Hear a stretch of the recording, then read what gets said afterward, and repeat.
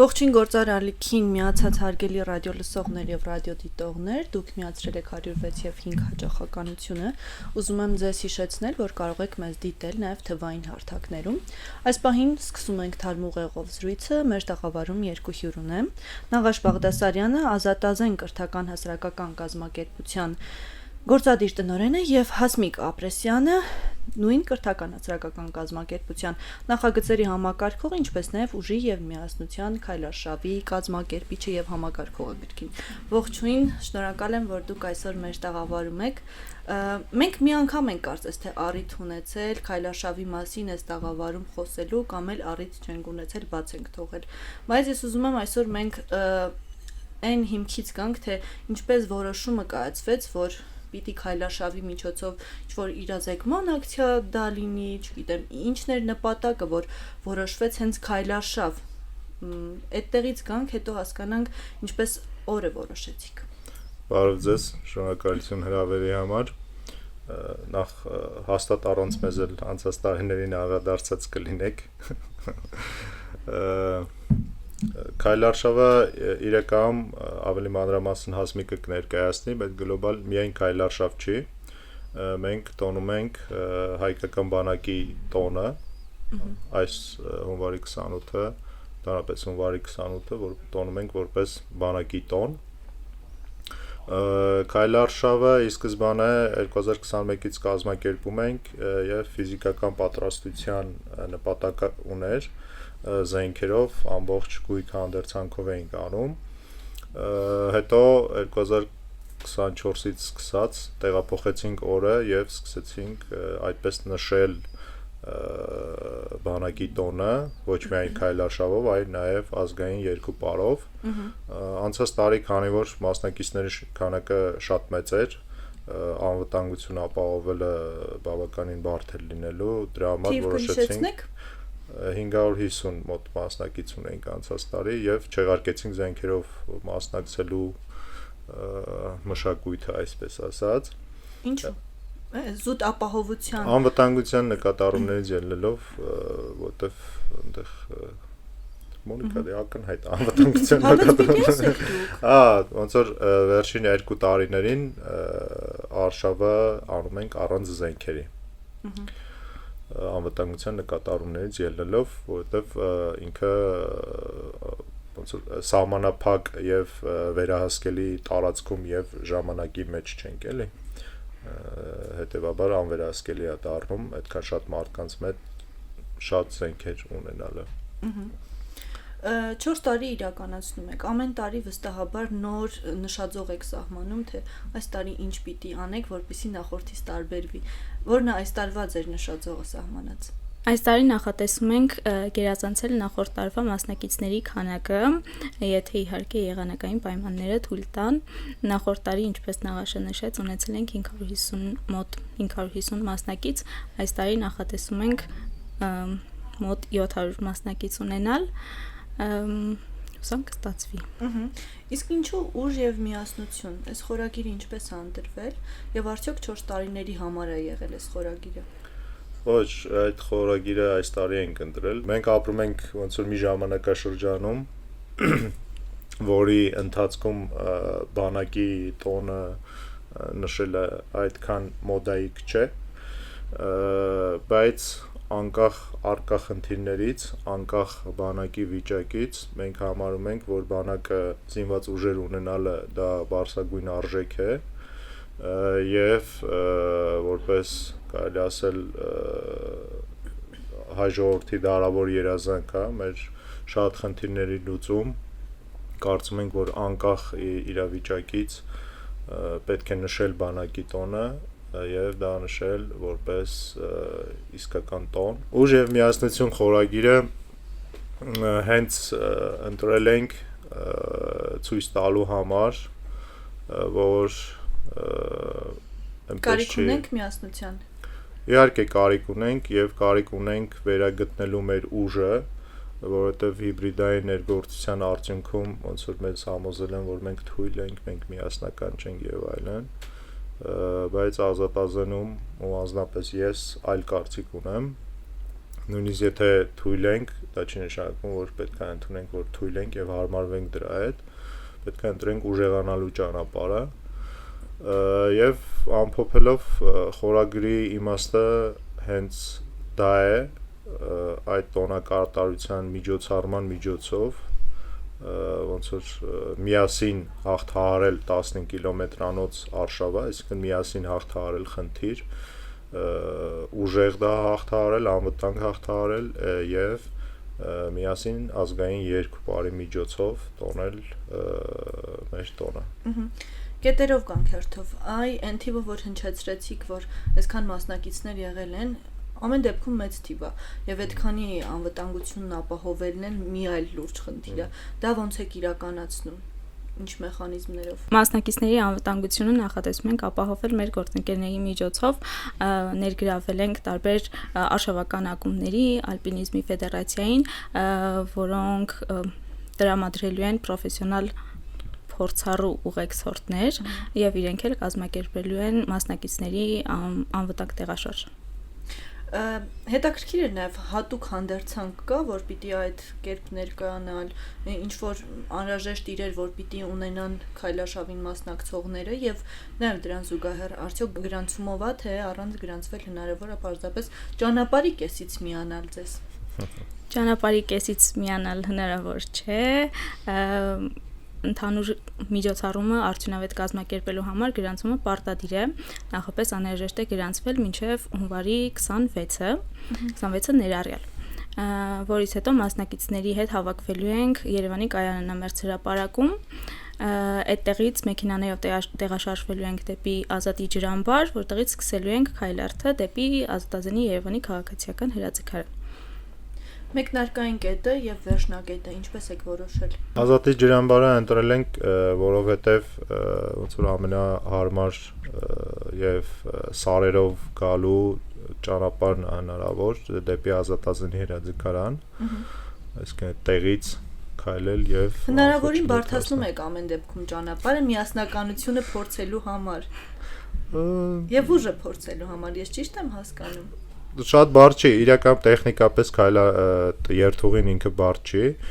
բայց այստեղ ոնց որ առանձնահատուկ բարդություններ կամ ոնց որ կլասիկ արշավի իմաստով արշավ այդ իմաստը չի կրում,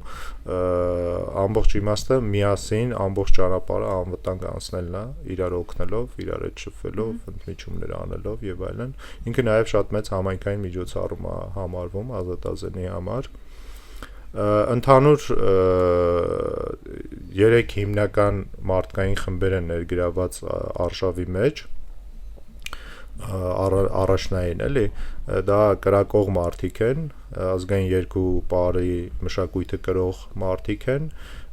եւ արշավականները։ Այս 3 մարդկային տեսակները կարելի ասել ստեղծում են իդեալական հային, որովհետև պաշտպանելու համար քո հայրենիքը պետք է ճանաչես դա, իսկ հայրենիքը ճանաչելու, ֆիզիկապես ճանաչելու լավագույն միջոցը դա արշավելն է,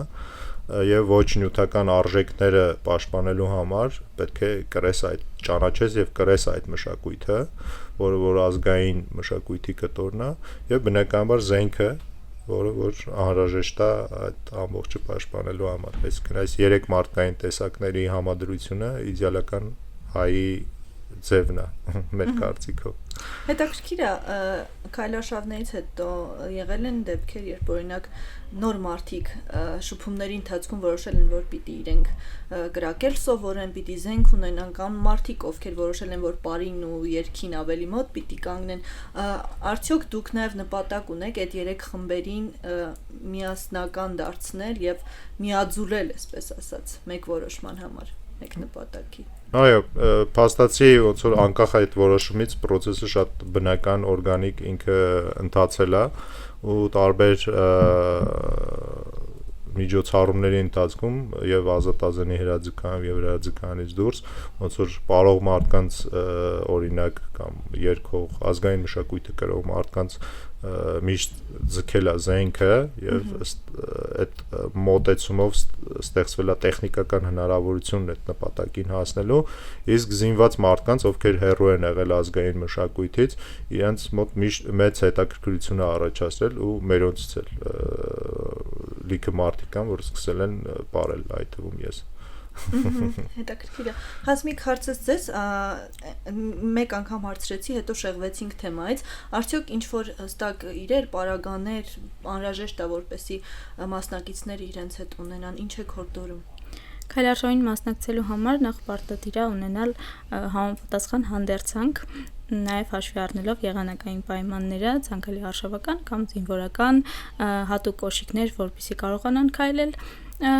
ձյան վրայով եւ կարողանան այդ ամբողջ ճանապարհը անցնել ձեռնափայտեր, ինչ որ թեթև սնունդ, այդքանը։ Երեխաներ լինում են։ Արշավը նախ փորձը։ Երեխաներ լինում են, բայց արշավը նախատեսված է 14-ից բարձր տարիքային խմբի համար, բայց արդեն ունենք գրանցվողներ, ովքեր ծոր ընտանիքով են գալիս եւ ամբողջ ընտանիքով մասնակցելու են քայլարշավին, բայց էլի 14-ից բարձր են, ավելի փոքր երեխաներ։ Ներքին գործերի նախարարությունը արդյոք հսկողություն իրականացնում է, ամեն դեպքում մեծ թվով մարդիկ են, քաղաքի մի ծայրից մյուս ծայրը, այս գործընթացը ինչ մեխանիզմներով է հսկվում, եթե հսկվում է։ Իհարկե, միշտ մենք բոլոր մեր միջոցառումներին համագործակցում ենք բոլոր պետական շահագրգիռ կողմերի հետ, այդ թվում ներքին գործերի նախարարության ոստիկանության հետ։ Անցած տարիներին, քանի որ զենքով էինք անում արշավը, մեր գործընկերները տեղեկացնում էինք նախապես գալիս էին, անվտանգություն էին ապահովում եւ այլն։ Այս տարի քանի որ զենքերով չենք անում եւ ոնց որ հաշվի առնելով մեր գործընկերներից անհաբեռնվածությունը եւ նաեւ որ զենքերով չենք անում ոնց որ մենք կազմակերպել ենք արդեն ամբողջ լոգիստիկան, ուղեկցումը եւ այլն ունենք նաեւ մասնագետներ, բժիշկներ, հետեւաբար ոնց որ չենք ուզեցել ծառաբեռնել էլի ավելի շատ։ Ամենադժվարը կազմակերպչական փուլում որն է եղել միշտ։ Նախորդ տարիների համեմատ այս տարի ամենաբարդը քայլարշավի վճարովի լինելու որոշումը կայացնելն էր, որովհետև նախորդ բոլոր տարիներին այն անվճար էր, բայց որոշակի խնդիրներ լուծելու համար այն որոշեցինք դարձնել այս տարի վճարովի եւ վճարը կազմում է սիմվոլիկ 3000 դրամ։ Հասնելով այնտեղին թե բայց իրականում ոնց որ ճիշտ է վճարովի ենք սահմանել որպեսզի կազմակերպչական ընթացիկ տրանսպորտի եւ այլ ծախսերը հոգալու համար հիմնականում կարելի է բարդություն համարել ազատազենի թիմի ծանրաբեռնվածությունը այս տարի մի քիչ ուշ ենք սկսել ոնց որ պլանավորման եւ կազմակերպչական աշխատանքները մի քիչ ծանրաբեռնված ենք բայց ընդհանուր առանձնապես ոնց որ ողջավորվածությունը կա, նպատակը կա, կարևորը դա է։ Այս մեծ գործի մեջ ովքեր են ձեր աջակիցները ձեր կողքին։ Մեր բոլոր գործընկերները ձեզնից սկսած մեծ ներդրում ունեն արշավի կայացման մեջ տարբեր արշավական խմբեր եւ հատկապես ալպինիզմի ֆեդերացիան ազգային երկու բարի խմբերը որ այնպես չլինի մեկին նշեմ, մեկին չնշեմ ընդհանուր ասեմ ազգային երկու բարի բոլոր խմբերը մեծ ներդրում ունեն միջոցառման կայացման մեջ նաև մեր գործընկերը ով կազմակերպում է տրանսպորտային փոխադրումը միշտ ոնց որ աջակցում է նաև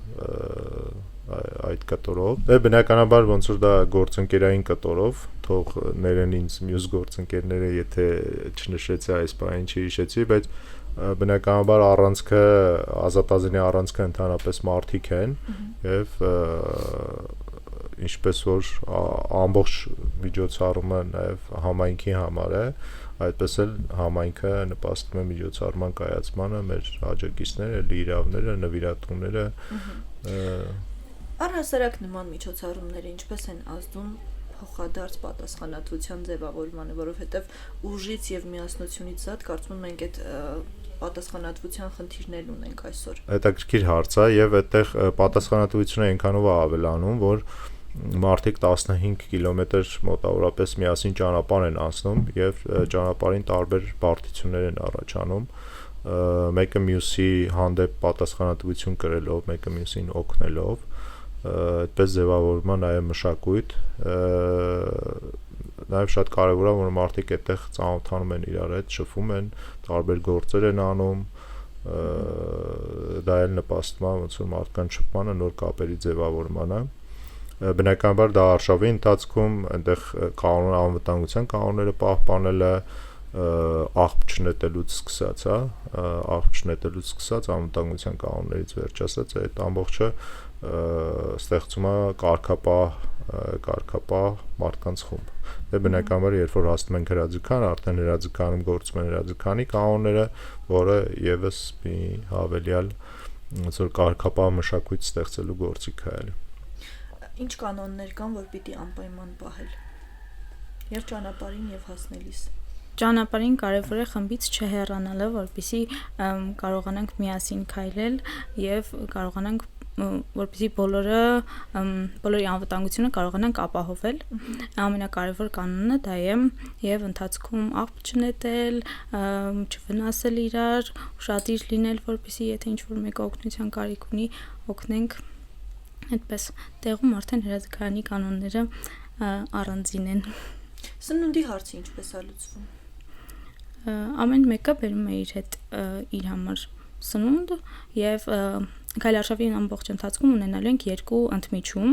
ընդմիջումներից մեկը երկար է տևելու, որի ընթացքում կարողանալու են սնվել, որից հետո արդեն հյուրասիրություն է լինելու, երբ որ քայլարշավը ավարտենք հրաձգարանում։ Մոտ ինչքան է տևում։ Սնունդի մասով նաև ցանկալի է որ լինի ինքը շատ թեթև սնունդ, օրինակ ճիշտ կամ միրգ, ցանկը ոնց որ հրապարակել ենք մեր մեդիա էջերում կարող են գտնել, այո, հարթակներում կարող են գտնել։ Քայլարշավի ընդհանուր տևողությունը 5-ից 6 ժամ է, նախատեսել ենք այդ ժամանակահատվածում ավարտել, մեկնարկելու ենք 8:30-ին Կայանամերձ հրապարակում Երևանի։ Հասնում եք արդեն հրաձգարան, այդտեղ սկսվում է 2 բարի ամենաթեժ արարողությունը, կարծում եմ բոլորը դրա համար են հասնում այդտեղ։ Ոնց որոշեցիք, որ ամեն դեպքում պիտի ավարտին 2 բար լինի ազգային։ Դա ավարտը չի, դա քայլարշավի ավարտն է, ոնց որ դա ազգային 2 բարը շարունակությունն է, տոնը նշելու ու այդտեղ շատ հետաքրքիր ու դրական, շատ ուժեղ էներգիա է առաջանում։ Խարույկ է լինում, եթե չեմ սխալվում։ Խարույկ է լինում, տեխնիկական նշանակություն ունի խարույկը, իրականում մեզ մեղադրում են էթանոս լինելու կամ այլ բաների մեջ, բայց ինքը տեխնիկական նշանակություն ունի, որովհետև հիմնականում ցուրտ է լինում եւ արշավականները երբ հասնում են հրաձգան, ոնց որ կարիք է լինում, որպեսզի կանգնած չսառեն եւ այլն, տականան, այսինքն կրոնական նշանակություն չունի էլի խարույկը, չնայած որ նաեւ գեղեցիկ է լինում էլի։ Իմ կարծիքով իմ հետ իհարկե մարդիկան որ համաձայն չեն ինձ հետ, բայց այո։ Ամեն դեպքում ովքեր են ձեր թիրախում, ամբողջ հայազգնա ձեր թիրախում, թե հստակ խմբեր կան, որոնց ուզում եք թիրախավորել այս որոշումով, այս քայլարշավով։ Հատուկ խումբ չկա, ում որ թիրախավորել ենք, մեր թիրախում բոլորն են եւ բոլորը կարող են մասնակցել նշածս տարիքային սահմանափակման շրջանակում։ Հիմնական մարդկանց թիրախը այն մարդիկ են, ովքեր ֆիզիկապես ի վիճակի են քայլել այդքան, ոնց որ ուզում են լինել այդ մշակույթի մեջ եւ ուզում են տոնել բանակի տոնը այդ ֆորմատում։ Այստեղ շատ կարեւոր է ոչ թե տեխնիկական կամ ֆիզիկական կտորը, այլ ընդհանրապես տոնակատարության կտորը որպես համալիր էլի։ Մի հարց կա, որ կուզեմ ձեզ հետ քննարկել, եթե իհարկե դեմ չեք։ Մենք այսօր ամսի 20-ին է, որ հաղորդումը տեսաձայնագրում ենք, ժամեր առաջ ազգային ժողովում նոր օրենք ընդունվեց, ըստ որի հունվարի 27-ը պիտի լինի հիշատակի օր։ Որքանով եք ճիշտ համարում այդ օրը բանակի հիմնավորման օրվանից մեկ օր շուտ այսպես հռչակելը, արդյոք խնդիր տեսնում եք, թե ամեն դեպքում ճիշտ եք համարում այդ որոշումը։ Ինքը շատ սխալ եմ համարում այդ որոշումը, նախ պետք է ճշտել դա իրականում հայ զոհվածների հիշատակի օրն է, թե ուրիշ օր է, շատ սխալ որոշում եմ համարում, նախ հունվարի 28-ը ըստ օրենքի Հայաստանի Հանրապետության զինված ուժերի հիմնադրման օրն է, իսկ դրա համար ենք մենք ասում հայկական բանակի տոն եւ չենք ասում ոնց որ հայկական բանակի հիմնադրման տոն, որովհետեւ հայկական բանակը շատ երկար պատմություն ունի եւ Հայաստանի Հանրապետության զինված ուժերի տոնին ընդառաջ զինված ուժերի հիմնադրման օրվանը տոնին ընդառաջ նման օր նախատեսել է, ինձ թվում է շատ բացասական երևույթ է, բայց էլի ձեր թույլտվությամբ ասեմ էլի նախ պետք է ճշտել, որ զոհերի օրն է այդ օր նշվում։ Դա կարելի էր անել ոնց որ այլ օր կամ այլ ֆորմատով։ Որովհետև ընդհանրապես ռազմական գործում այն մարդիկ, ովքեր իրենց կյանքը նվիրում են հայրենիքին, նրանց համար չի կարելի սգալ, նրանց պետք է փառաբանել։ Եվ ես չգիտեմ աշխարհում այդպիսի պրակտիկա կա, որ զոհերի օր են նշում բանակի օրից մեկ օր առաջ, թե չէ, դա շատ վատ երևույթ է։ Հատկապես Հայաստանի Հանրապետության զինված ուժերում ծառայած, Հայաստանի Հանրապետության անկախության, ինքնիշխանության եւ տարածքային ամբողջականության, այդ թվում Արցախը ներառյալ զոհված մարդկանց համար, զինվորականների համար չի կարելի սգալ, նրանց պետք է փառաբանել, դրանք տարբեր երևույթներ են էլի։ Դուք եւս ձեր քայլարշավի ընթացքում եւ ամփոփման պահին այդ փառաբանման պետք չէ։ Իհարկե, հայկական բանակի տորը նշելու տարբեր ձևաչափեր կա, ոնց որ օրինակ սեղանի շուրջ ընկերներով կամ մարտական ընկերներով լիքը ուտել, խմելուց սկսած միջև քայլարշավով եւ ազգային երկու պարով եւ կրակելով նշելը, մենք երկրորդ տարբերակն ենք ընտրել, նաեւ հենց նկատի ունենալով, որ թե մեր զոհված ընկերներին, թե ընդհանրապես մարդկանց, ովքեր երբևէ ծառայել են Հայաստանի համար, եւ ողջերին, եւ զոհվածներին, եւ մահացածներին, պետք չի սգալ, այլ պետք է փառաբանել, անկախ առկա իրավիճակից, անկախ պատմական այս կետից, որտեղ որ գտնվում ենք։ Հետևաբար մենք հրավիրում ենք բոլոր մեր հայրենակիցներին, ովքեր համարում են, որ հայկական բանակին, հայ զինծառայողին, հայ զինվորականին պետք է փառաբանել եւ ոչ թե սգալ, բոլորին հրավիրում ենք մասնակցելու այս միջոցառմանը, ստանալու իրենց ուժը եւ գտնելու իրենց միասնականությունը մյուս հայրենակիցների հետ։ Եվ եթե ֆորս մաժորներ չլինեն, չնայած ոնց որ բոլոր կանխատեսումները ցույց են տալիս, որ եղանակային պայմանները լավը չեն լինելու, եթե անհնարին չլինի ոնց որ քայլարշավը իրականացնելը, իրականացնելու ենք անկախ եղանակային պայմաններից, էլի։ Եթե ծայրահեղված չլինի եղանակային պայմանները, իրականացնելու ենք արշավը, որովհետև սա ուժի եւ միասնության քայլարշավ է եւ ոչ լավ եղանակի։ Այո, փորձությունը հաղթահարելու։ Այո։ Շնորհակալ եմ ձեզ զրույցի համար։ Հուսանք, որ մենք ենք շնորհակալ։ Իսկապես կվերագտնվի այդ ուժն ու միասնությունը հայազգի մեջ եւ դուք որպես կարևոր նպաստառուներ ես գործին,